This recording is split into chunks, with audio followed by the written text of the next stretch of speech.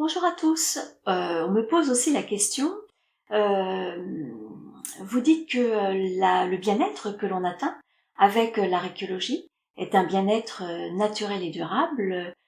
Moi, ce que je remarque, c'est que dans ma vie au quotidien, un coup je vais bien, un coup je vais moins bien, un coup je vais mal, un coup je vais un peu mieux, un coup je vais bien. Bref, c'est toujours une alternance de je vais bien et je ne vais pas bien. Alors vous, qu'est-ce qui fait la différence? Parce que je ne comprends pas tout à fait. Alors, dans la récologie, on sort justement de ce schéma habituel, où on va se concentrer sur une partie de la personne, que ce soit sur l'énergie, que ce soit sur le corps, ou que ce soit sur le psychologique. En fait, dans la récologie, on va allier tout ça.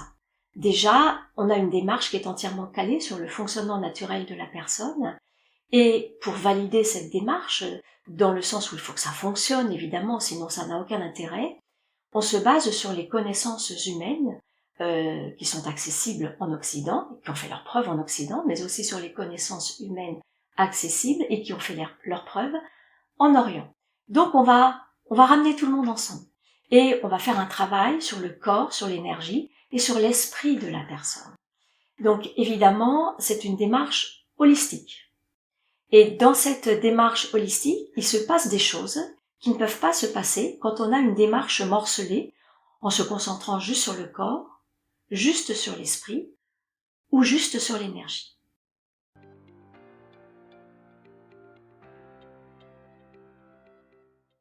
Pour vous expliquer maintenant l'effet durable de la récologie, j'ai envie de prendre une métaphore et de vous parler des enfants qui apprennent à faire du vélo.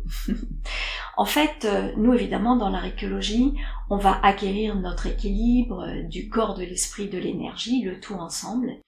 Et cet équilibre-là permet d'avoir un équilibre, on va dire émotionnel, c'est-à-dire de se sentir bien dans sa vie au quotidien, sans développer des somatisations au niveau de l'esprit, sans développer des ruminations mentales, sans développer des désordres émotionnels, que ce soit uniquement dans la tête, que ce soit des émotions qui viennent se loger dans le corps et qui viennent impacter directement le corps. Voilà, ça c'est le sens de la récologie, c'est justement de ne pas partir dans ces directions-là.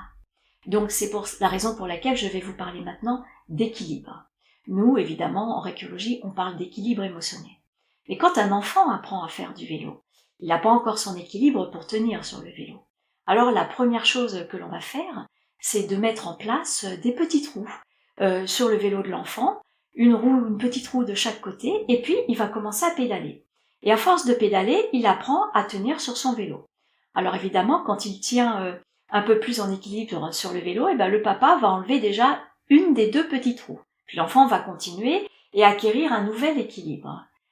Et lorsqu'il a acquis ce nouvel équilibre, le papa enlève la deuxième petite roue. Et là, on peut voir que l'enfant continue à faire du vélo en équilibre. Et cet équilibre-là, il l'a acquis pour toute sa vie. Même s'il fait plus du vélo pendant quelques années, ou n'importe quand, même s'il fait du vélo en régularité, à chaque fois qu'il va prendre son vélo, pendant toute sa vie, il tiendra naturellement en équilibre sur son vélo. Vous voyez, il va pas se poser la question, tiens, je monte sur mon vélo pourvu que je tienne en équilibre quand je vais pédaler. Il le fait naturellement. C'est ça le côté naturel dans la récologie. Et le côté durable, c'est une fois que c'est intégré, en fait, cet équilibre, on le développe à vie. Alors, je suis d'accord avec vous, on peut ensuite souhaiter pousser cet équilibre et le développer, l'approfondir encore plus.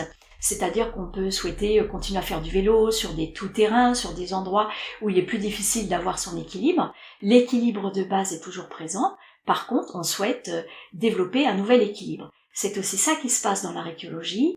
Quand les personnes en fait font des séances et qu'elles vont mieux, évidemment, il est tout à fait envisageable de continuer à faire des séances pour continuer à développer cet équilibre, pour qu'il puisse, cet équilibre émotionnel, pour qu'il puisse évidemment être présent naturellement. Si un jour une nouvelle situation vient et qu'on se sent un peu plus bousculé que d'habitude, on aura les ressources justement pour faire face. Donc ça, c'est cette notion d'équilibre dont je voulais vous parler. Et évidemment, c'est cela que l'on veut dire quand on parle de naturel et durable. Une fois que c'est intégré, ça reste à vie tout simplement. Voilà, c'est tout pour aujourd'hui. Je vous souhaite une bonne journée.